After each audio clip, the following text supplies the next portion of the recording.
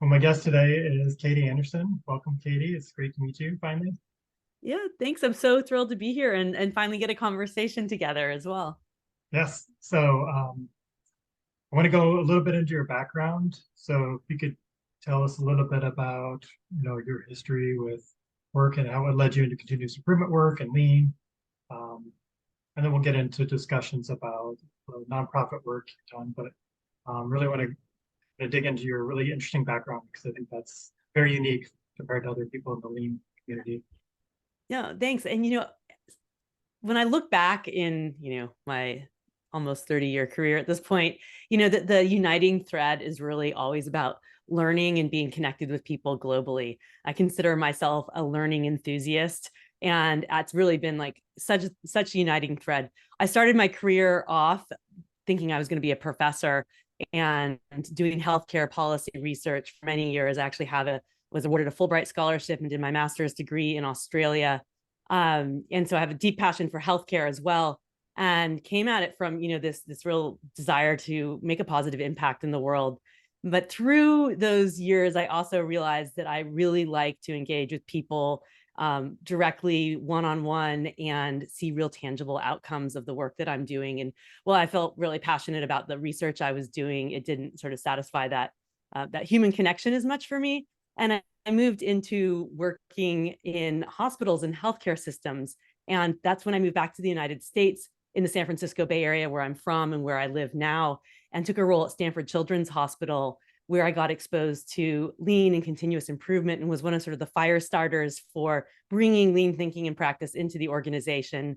I took another senior level role at another local Bay Area health system. And then 10 years ago, almost started my own consulting practice to help broader organizations, all different sizes and industries, really take on the leadership behaviors that support cultures of learning and continuous improvement. And then fortuitously during that time, my family had an opportunity to move to Japan for a year and a half. And some of the output of that is my best-selling book, Learning to Lead, Leading to Learn, Lessons from Toyota leader Isao Yoshino on a lifetime of continuous learning, and the Japan study tours that I lead as well. So life sometimes it moves in an unpredictable pattern, but when you look back, there are uniting threads through it all. That's very cool. Tell me a little bit more about that fire starter activity. How did was the organization already doing it and you were one of the early people identified to go through it, or was that something you learned in school and some of your studies and tried to bring in? How'd that work? No. Yeah. So I was hired into the performance improvement department, and we were a small cadre of, great, smart, passionate problem solvers who were assigned to go out to help solve important problems in the organization. And we didn't really have a methodology. Actually, one of the first few months that I joined the organization, someone said, "Oh, I've heard about this 5S thing. Like, let's do a 5S project." And so I got intrigued by that and the involving people who do the work in improving the work. And I started asking my boss, could we, get some more training?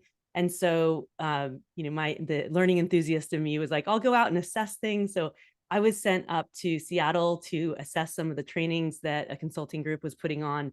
They were doing work with healthcare organizations up in Seattle. And then we decided to bring them down. And so I got to be one of the first people really trained up in leading rapid process improvement or Kaizen workshops. And then me and my boss and some of the other people on our team started really just bringing this into the thinking into the organization through the work that we were doing there. So it was an exciting time, but we were just really seeking ways to engage people meaningfully in solving really important problems to guide their care to children and their families. So it made a lot of sense, and it was great. And So now that it's really rewarding because I still am connected with Stanford Children's Healthcare, and they have continued what they call the Packard Quality Management System, PQMS, since then. And so I feel really, it really makes me happy to know that the things that we started have sustained and embedded through the leadership and subsequent, continuous improvement practitioners taking it forward and just making it part of the way the work is done. yeah, that is really rewarding and to look back and see that it didn't just die off when you leave and that he Yep, continues, and that you feel like you left a little piece of something that helped it sustain. Yeah, that's really cool. absolutely. How about time frame on that? Because as I was trying to remember back, it was probably I didn't hear much on lean in healthcare until maybe early to mid 2000s. Yeah, so that would have been well, I moved back from Australia in 2006. So that would have been around 2000. Okay. Probably I started working there at the end of 2006, so probably, or 2007 timeframe. And I was in the organization for 6 years, and then took on the director of the Lean Promotion Office role for another large healthcare system. So it really, with a CEO, COO who had come from the Seattle region as well. So Seattle had really been a hotbed of Yep. lean thinking in healthcare. And so we were really fortunate to have got, we're relatively close by on the West Coast to be able to tap into that learning and resource. Because they had Virginia Mason and Seattle Children's, maybe a Yeah, it was couple Seattle, other. and then group health was, Okay. and that was worked with so the COO who hired me at Palo Alto Medical Foundation, part of Sutter Health, was James Hereford, and now he's the CEO of Fairview Health System in Minnesota. Oh. So a real great lean leader. So even more challenging is trying to figure out how this works. I mean, I guess you do have some models in Seattle and other healthcare organizations, but that, yeah, it's still pretty early in terms of does this stuff work in healthcare, I Yeah, bet. totally. And, I feel like my lean learning journey really parallels that of the organization too. Like, we started off doing projects and focused, on, rapid process improvement projects and, trying to, making passionate, awesome changes to things, but then it wasn't really sustaining, realizing that we really also need a management system and that our role needed to not be the superhero problem solving experts coming in to do all the problem solving, but really creating the structures and the systems that allowed the people who do the work to solve the problems, and then help support the management team to really embed a new way of managing and leading for continuous improvement. So that was I think we were all sort of learning that, at least in healthcare and probably other organizations too, or other industries as well, that it can't just be episodic problem based, things, that it really has to be from a behavior change and a systemic management system change. And that's really what sort of got me very excited and kind of change. I wouldn't say change, but really influenced the direction of my career at that point, getting very passionate about how do we really create the behaviors that support learning in our organizations, which also requires us to be brave enough to step aside, to not be the heroic problem solver all the time, but to give space and the structures for other people to do, to solve problems and create capability. And I think you touched on that, but how would you kind of summarize that role of a leader in an organization to try and drive change? What are some of those important pieces? And I think you mentioned some of that is giving good direction and letting the teams kind of take and figure out the problems, but give them the guidance and support to do that. But what are some of those other things that you would encourage or coach people to do as leaders? So twofold. So the first is just a very simple framework that I developed through the course of working with Toyota leader Isao Yoshino in the development of the book that I mentioned, Learning to Lead, Leading to Learn. And it stemmed out of a conversation, or actually not even a conversation, the very first time I met him, which was he was speaking at a conference about his role as a manager. And he said my role was to give the person reporting to me, in this case it was John Shook, who many people in the lean space know as the chairman of the Lean Global Network, and who wrote the seminal book on A3 thinking, managing to learn, and was the first non-Japanese employee of Toyota Motor Corporation. And Mr. Yoshino was his boss. But he said, my aim as a manager was to give John or whomever was reporting to me a mission or target, and then support him while he figured out how to reach that target. And I was aware, as I was developing John, I was developing myself. And it really had this aha moment to me then. And then it was consistent with everything he said about the leaders that he worked with and how he supported other people. There's a threefold purpose of a leader. And if we can do these three things, we're going to be so successful. The first is to set the direction. Like, where do we need to go? What are the challenges that need to be overcome? How do we create alignment and challenge there? The second is provide the support. So create those systems, the structures, the coaching, that will allow people to be successfully move towards achieving those goals. And then the third is being willing to develop ourselves, because it's hard to do both of those. And so to have the humility to know that we aren't perfect. And if we can set direction, provide support, develop ourselves, we're really going to be able to foster this culture of learning. And I call that the leading to learn framework. And then within that providing support, there are some simple things that are maybe challenging for us because they're outside of the habits that we usually do. But if we want to close the gaps in our, performance and of our organization, continuous improvements about closing the gap from where we are today and where we need to be, we can think about behaviors following what I call the GAPS, GAPS. So go to Gemba, go to the place the work happens, with a purpose of showing that you really care about people and that you want to check on process and making sure things are going, and continuously improving. The second is asking questions. We so often lead in from this habit of telling and offering our suggestions or giving the answer, often from a place that comes from, a good, well-intended, but it really takes away capability and opportunity for people to contribute. So how can we ask more questions?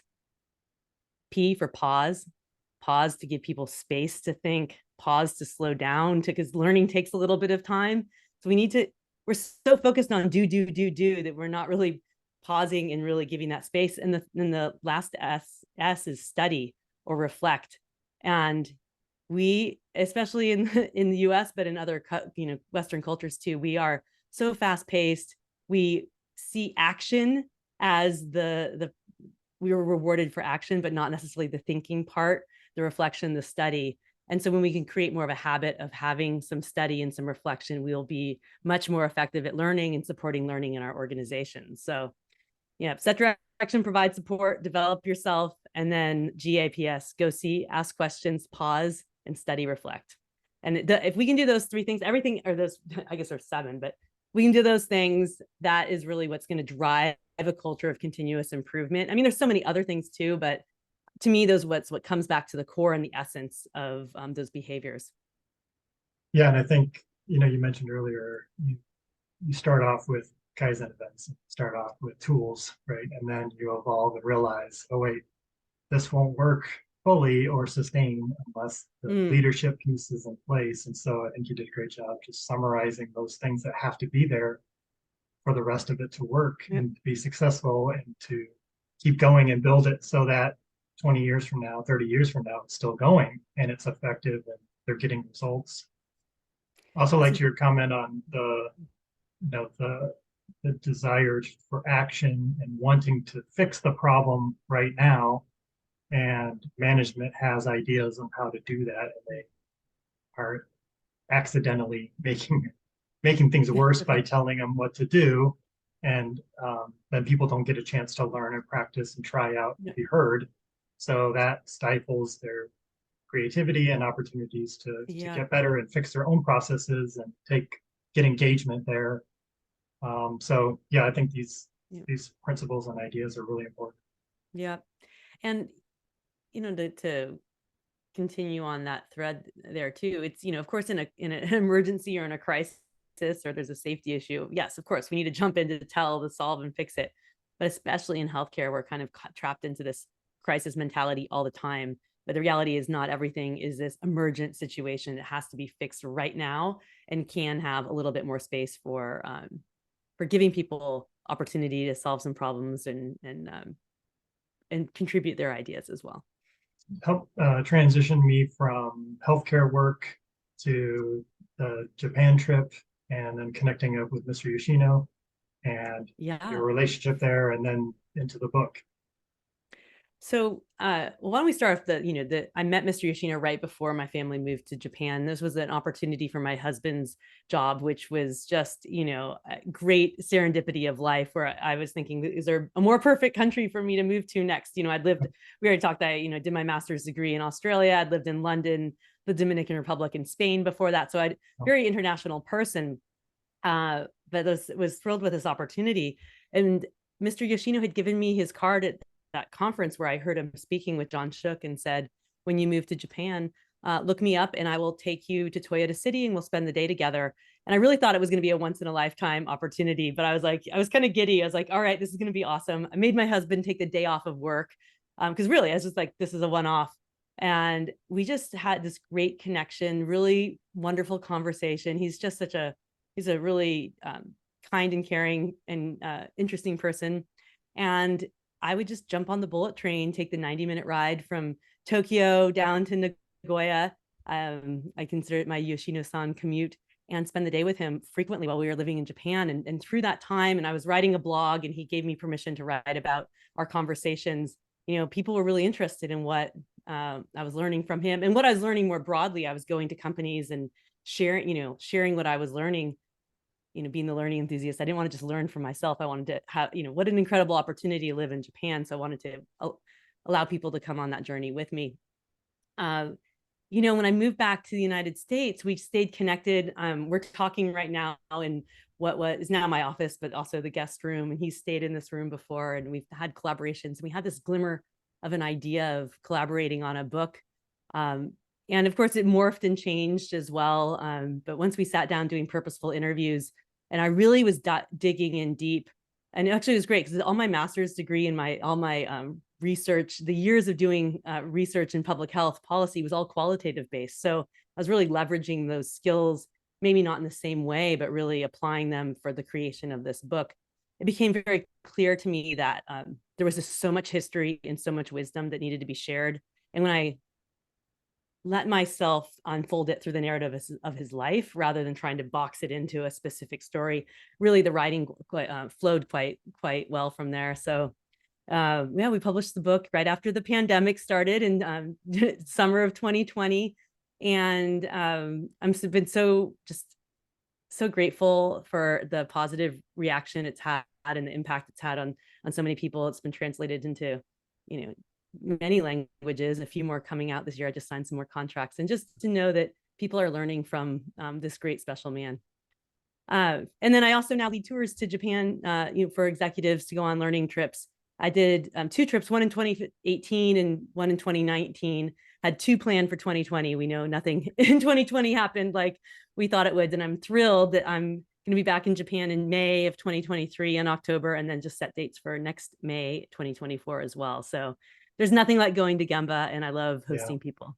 Yeah. So it's just, this gets back to the 2 threads I said about me are being a learning enthusiast and an international person. So it's like the interweaving of these 2 passions of mine together. You were talking about your blog. Is that still available on your website? Yes, it's evolved. It's been set over, gosh, almost 8 years now. But yes, it's all those articles that I wrote from way back when are still there. You can go read about my early days of especially being really curious about the difference between Japanese culture and US culture, and also sort of the assumptions we might make about how lean or Kaizen oriented is all of Japan. So some good insights there.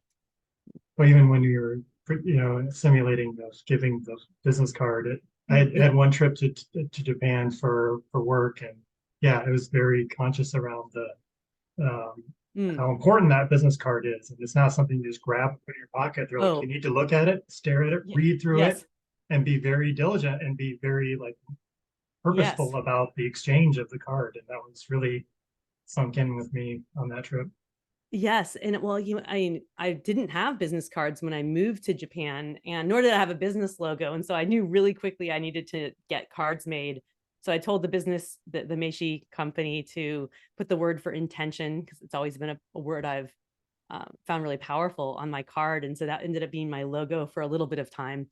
And that's where I discovered the deeper nuance and meaning of the word intention, coming from symbols meaning heart and direction. And I've really seen that intention now is more than just something cerebral, like, oh, set your intention. We have to take action to embody our intention, so to manifest it. So it's both who do we want to be and what impact we want to have, what's inside our heart, and then what actions we need to take to align with that and actually create our intention into reality. Really cool. I have been so ingrained about how to, present business cards correctly that even now like when I when I give people, like, say my book, which is, I turn it around, because the proper thing is you turn it to face the other person so they can read it. So when I sign books and I give it back to people, I don't just hand it back to them. I turn it around and hand it to them. It's so ingrained in me, the proper way to hand someone something. It's about the omotenashi, the service you provide to someone else, and so you face it for them, not for you. And just those Right. little touches. Those are some of the specialnesses about Japanese culture that I'm thrilled to be experiencing Yeah, now again. Yeah. very cool. Let's see, well, the book. So what are you working on now? You said you've had your consulting uh, Yeah. work going on for maybe 10 years now. What kind of I know. clients do you work with? Who are you serving? What kind of things are you offering? Yeah, so I really see myself as that trusted advisor for people who are leading change in their organizations, usually around trying to create continuous improvement, learning culture, coming in to be their trusted advisor to help coach and mentor and be a sounding board to them, as well as coming in and doing, trainings or customized learning experiences, sort of that outside perspective, come in and infuse energy or a new perspective that maybe they don't have in the organization around problem solving thinking and coaching, to really help them accelerate the change that they're trying to launch.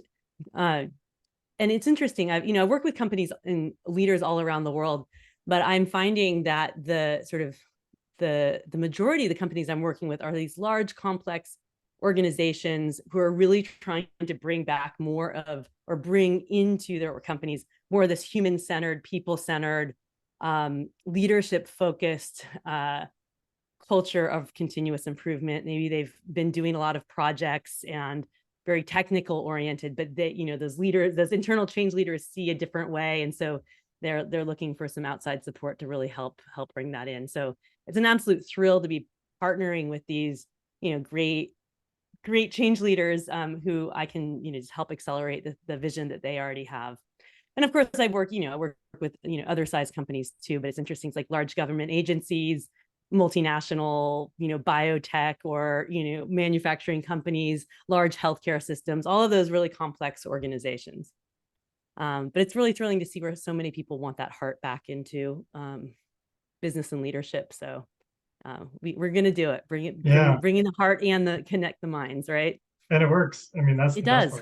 part. It's Yeah, actually a better way to do it. it So is a better it's way. just and it's great for everyone. So yeah, I think I feel that as well. I think there's really that focus not so much on results, although those are important, but really thinking more broadly around it. And that's kind of the purpose of this whole podcast and work is like the triple bottom line piece of this, that it's got to involve the people and the environment and also the organization and its goals too. But balancing those instead of it being Yeah. all about the financials and money, and we make decisions on return on investment and payback and financial savings and stuff like that.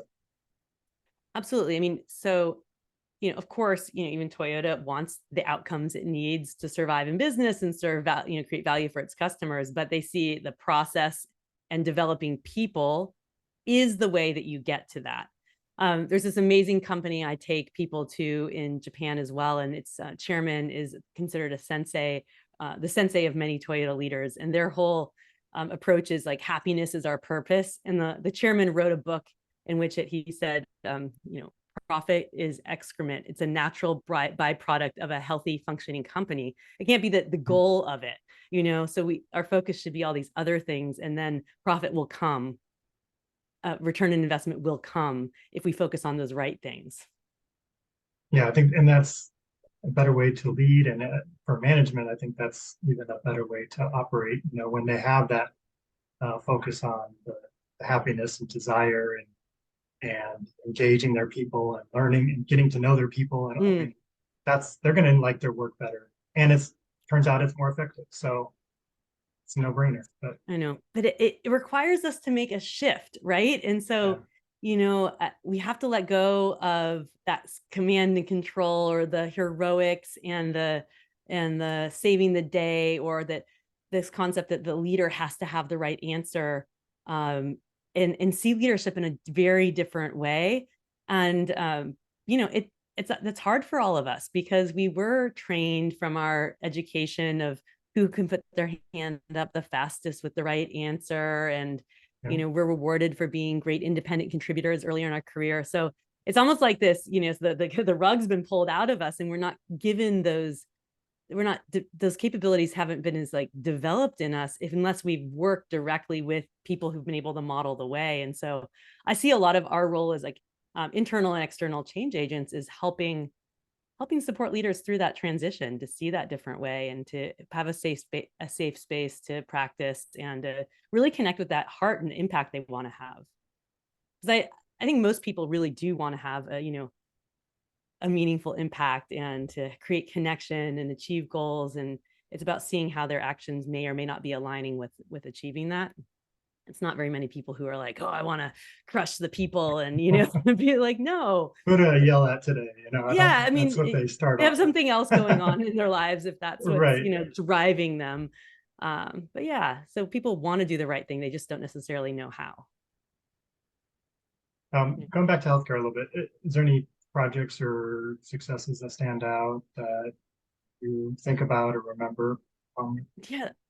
Well, there's so many, particularly from Stanford Children's Hospital, where my hands were much more like in, you know, I was like doing a lot of the improvement work side by side with the, you know, the clinicians and the management staff.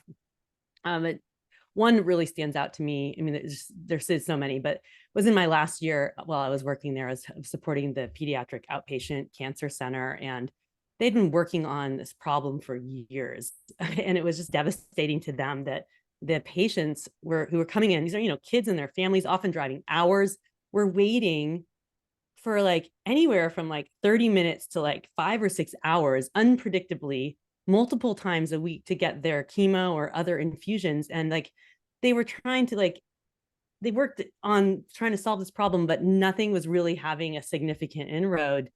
And we pulled together this team, and it was great. I was really embodying this, like, how could I create the framework and the structures for people to learn? And so we put out some goals there. And then I had the leadership team do a process walk, and they actually went to Gemba and were seeing things. And I just remember the physician leader's eyes lighting up when she was like, wait, to, you know, to the scheduler, this is the view in York, in, you know, how you see things in the computer there. That's totally different than what I see, and I assumed that you had the same information that I did. And they're like, no. And like starting to see these things and then breaking it down. And then also, you know, bringing in different process improvement concepts to help them see potential different ways of how you can like bring out, you know, the people who are having retreat, they need blood draws first versus, you know, how do you streamline and, you know, do that, you know, bring a process set and mindset. But just bringing people to go to see and break down those barriers and work together was incredible. And over the course of 9 months, like we really drastically reduced that variation, and people were more predictably being seen within an hour, sometimes sooner, but just, you know, they weren't getting like lost in the system in that same way. So, and just seeing the like the ahas happen for the physicians, the nurses, the clinical staff, and really collaborating in a way that they hadn't before was just so powerful.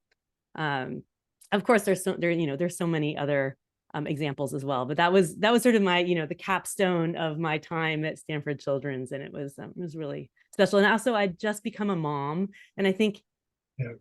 you know, I just saw things in a different way, especially like, you know, all these, you know, babies with cancer. It was just really like, so I was really passionate about this, so it was great. Yeah, that's awesome. You've done some nonprofit work, member of a I board. Can you have. talk to me a little bit about how that work's going and Sure. how you got involved? Yeah, so I've been involved in two nonprofit organizations. I was invited at the same time I took the role transitioning from Stanford Children's Hospital to this more senior director role at another healthcare organization. I was also invited to join the newly formed board committee of El Camino Hospital. And I served on that board committee for 7 years, including while I was in Japan. You know, this is like early days when we're like, oh, calling me in by video, like that seems so like, you know, unique. Whereas now it's like, you know, nothing. So that was a very rewarding time. And I learned so much about being on a nonprofit board and a healthcare system board. And it's also, you know, it's a community board. So there were a lot of government regulations. and how to really come out at things from a governance standpoint, not a management standpoint, not a consultant standpoint, but really from that side of governance. And then 5 years ago, I was invited to join the board of the Mother's Milk Bank, which is a nonprofit in Northern California serving babies and their families who, well, I guess the babies who need human breast milk, aren't able to get it for a variety of reasons. Either they're in the NICU or at home. And so it's been this is a very different nonprofit experience. We're a small board made of, local community members, all helping guide and steer the organization. And it's really been going through a transformation of being a more localized provider to really, it's the production's expanded and it's really having a broad reach. And we're, at the time of this recording, recruiting a new CEO role for the Mother's Milk Bank. So super exciting time. And I'm also, learning a lot from hiring from that perspective of managing the board. I'm now the chair of the board as well. How do you bring in what you've learned over the years into those Yeah. organizations as a board member? Mm. What do you think is helpful? Because that's part of this podcast too, is there's what can help some of the nonprofits or government agencies address some of these societal issues. And it's a combination of all these different groups working together in a different way. And I think it's also the leadership pieces you were talking about earlier, and it's flow issues and better ways of doing things. And governance, you mentioned having structure in place like that. Yeah. What have you seen, or what have you helped kind of drive those two different organizations?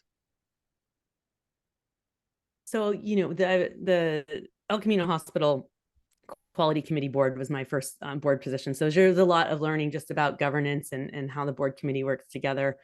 For both of my board positions, I know one of the reasons that I was tapped was from my process and leadership mindset and the skills that I bring and the work that I do. What I find is really effective is how do we, no matter where we are, how do we ask more effective questions, and how do we help ask those questions that probe deeper thinking so that we're not just making assumptions or seeing things from the surface. Some of the things that we did that I know is helpful in doing at both organizations was using better process behavior charts to, I was inspired by Mark Graban's book about how do you look at data so you're not responding to measures of success is Mark Graban's book. But how do you not be responding to just like normal variation? Because often just the graphs that are shown, like, we could end up having a half-hour conversation on something that's actually normal variation. So in both organizations, I gave them Mark's book and I was like, please start using process behavior charts. So that was just bringing that process mindset to it. And then what's been really just great from a learning perspective, as well as contributing as my role of the Mother's Milk Bank. When we came on board, the board was, when I and another person came on, the board was in a transition state of moving from what's known more as like a rowing board. So the board members really kind of doing more of the work, to a steering board. And so those of us that were the new members, and some people who'd been there before, really instrumental in like, let's shift the way the board is engaging with the organization. As the organization was growing, it needed less of the board members to do the actual work and become almost like stepping in as, a little bit in management roles, to really being much more governance, strategic guidance, and some oversight. And that was a transition for people who had been on the board for many, many years. And it was a good learning for me too, about what does governance really mean, and how do we show up differently when we're in a management role versus in a truly in a governance role. Yet how can we always still be asking those questions, making sure, there's still the same thing, setting the direction, asking the questions, providing the support, and being clear on what our role and our purpose is. And that's, no matter what role we're in, that's really important to do. Like, what is our purpose in this specific role? And so what are the behaviors and actions and things I need to say that are going to be most effective? But that difference between rowing and steering was a real interesting learning experience for me. And but it's been a really powerful shift for the board. I find it hard to not want to get in and Mm. fix problems too. Yeah. Well, I mean, there's always times. But it's the same thing as when you're in a management role or when you're in like a continuous improvement coaching or consulting role. When is it when is it needed for you to be jumping in? When is that the helpful thing? But when is it actually what the more helpful thing to do is providing that direction and that guidance and allowing other people to do the management or to do the problem solving. So it's that same holding back. We're in the search for an executive director, a new CEO right now, and so the board members have had to step in a little bit more for some of that rowing, but it's an interim period while we find that new CEO, which is exciting. So Heron, just kind of understanding from a board perspective, if someone is on a board right now or looking to support a nonprofit and become a board member, then Hearing, help them understand data and trends and patterns of data a little bit, but also make sure they know what their role is and provide the right guidance. And maybe the leadership principles you talked about earlier would be something they should reflect on and say, are we setting good direction? Are we supporting our team members and helping them make sure that they are successful in what they do and not telling them what to do? Yeah. Anything else And to add? well, I think that's hard, right? So where is it that you have to come down and like setting the clear expectations, but also giving people the authority and responsibility and space to manage things maybe in a different way than you might, but that are within bounds of still, moving in that right target. I, I would say for people who are exploring being on a board, who are currently are having those conversations with your fellow board members about what is our type of board and what's our purpose is so important, because sometimes people have different expectations of what the role of the board is. And when there's that misalignment, then you're really showing up in different ways that can be confusing to the organization, actually cause some conflict in terms of the board members themselves, because there's assumptions on what we should be doing. So there's some good literature out there on the difference of a steering versus rowing board it can be really helpful.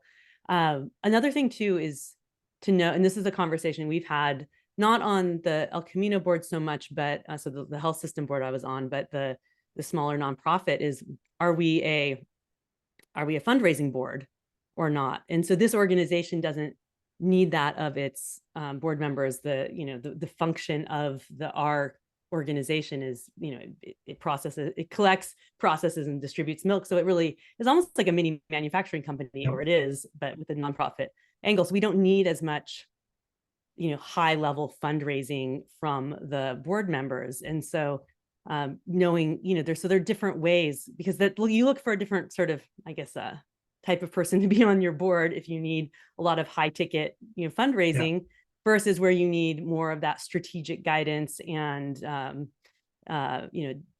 direction setting. So it's just there are other things to be thinking about. There's no right or wrong.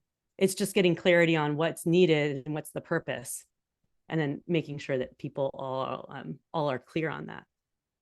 Yeah, I think that was something that's pretty eye-opening to me, was how many of the boards are the fundraising boards. Even a expectation of contribution as a board member to supply or support a lot of that fundraising individually. So yeah, I think that was something I was not familiar with, so I started getting into a little bit further. Yeah.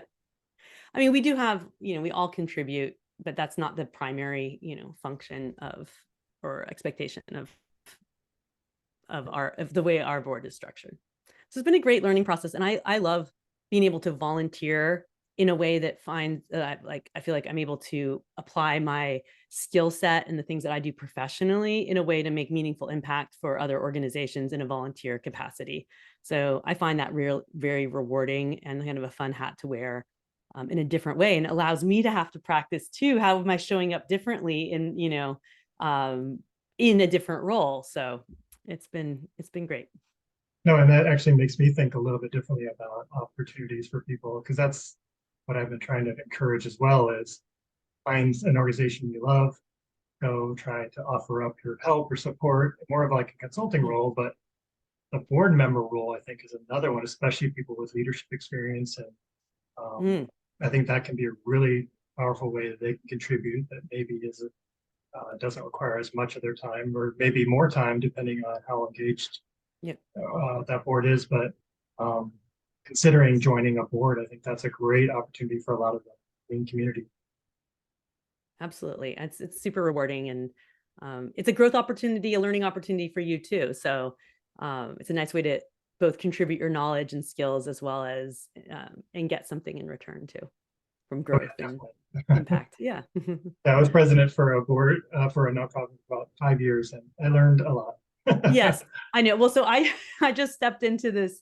Yeah, I've been on the board for 5 years. I was the vice chair for a few years, but it didn't really require anything. And I stepped into the board chair position in the fall, and literally like a month later, our our executive director resigned, and so we started the search. So been more intensive hands-on experience. But that's it's been a really good reminder that like the leaders that I work with are also, they're managing teams and they have unexpected personnel change as well. And that throws off their plan for their timing or the vision of things of what's going to happen. And so it's been actually a really positive reminder of when I'm working with, leaders and organizations too, of the unexpected things that happen and just how do you respond to your new current condition, and what do you let go of, what do you need to step into in a different way, how are you still providing clarity and transparency of your decisions and your actions. So it's been a good sort of practice what you preach type of experience. Awesome. We've already been going pretty long here. Is there anything else you wanted to add or? I think that the one I've just been reflecting a lot on the question that's been coming out of many conversations with leadership teams and individuals about, we're moving into this new way of working, the new future. It's sometimes we're in person, sometimes we're virtual, sometimes we're hybrid. And how do we still embody these lean leadership concepts of what does like go see look like in there? And how can you still, do these things? And I keep going back to it's always about the principles and the why and the purpose. How it manifests may look different depending on your context. And so it means the same thing with any, we look at tools and we're like, oh, we got to apply this tool. Well, the tool is for the certain circumstance. And so if we can just stay with the principles and sort of the purpose behind them, and then be creative about so how can I apply this principle of go see? What does go see mean in a virtual environment? What's my purpose when I go see or go to Gemba? What does it mean to go like check in on people or to check on process? How does that look in this new environment? And so to not get so rigidly set on how things looked in the past needs to look the same, but the principles can still apply. So I think that's just a really, I just want to leave our listeners with that, and just the challenge of knowing how things look and manifest may be different and will continue to change, but the principles can guide us in really thinking about how to make the best decision for our current condition. Yeah, I think that's great advice to people to get wrapped up in the mechanics sometimes and lose sight of the principle. Yeah. The reason we have this exercise is to get people talking to each other, not to fill out the forms or the templates. Like, No. so we lose sight of that. Totally. I just this week, and was one of my big projects last month was putting together and then leading live a how to A3 masterclass with Isao Yoshino. And this was driven out of just what I was seeing so much of people getting focused on just the tool and the template and getting kind of rigid around that, and then not even realizing sort of the flexibility behind the tool. And so it was a really fun workshop to collaborate on with him. Someone was saying like, how do I get away from being like a template zombie? And I'm like, yeah, it's the thinking process. The tool is not the magic. It's in the principles and the thinking behind it. So yeah, totally. Template zombie, I like it. Yeah, no, it's like template zombie. That's a good one. So how can people get a hold of you and learn about your events or tours or Japan trips, book? Yeah, well, so many things. The best, the sort of everything in one stop shop is my website. So KBJ Anderson with an ON, KBJANDERSON .com. You can go back and dig into my blog archives for those early reflections of what I was learning in Japan. There's links to my book, Learning to Lead, Leading to Learn, which is available in audiobook, ebook, and paperback. You can get it on Amazon and many other online retailers as well. And then, you can learn about how I work with clients. And sometimes I'm offering, online collaboration, learning opportunities, either led by me or me with Mr. Yoshino. So that's always fun. And of course, my Japan study trips are on my website. And then, of course, LinkedIn as well. That's a great place to connect and sort of stay up to date on everything that's happening. I'm on Twitter and YouTube as well. So many different places, but go to kbjanderson.com and you will get access to everything from there. Okay, and I'll put those in the show notes as well. Okay, great. So, thank you. yeah, thank you so much for this time. It was wonderful. Oh, I'm so A lot of good happy. learnings, and I think people enjoyed listening to this. Oh, thank you. Well, it's a pleasure to finally have connect and have the conversation. Now we do get to grow our chain of learning, as I like to call it. All right. So, That yeah. sounds awesome. Thank you. Thank you so much. Thanks, everyone.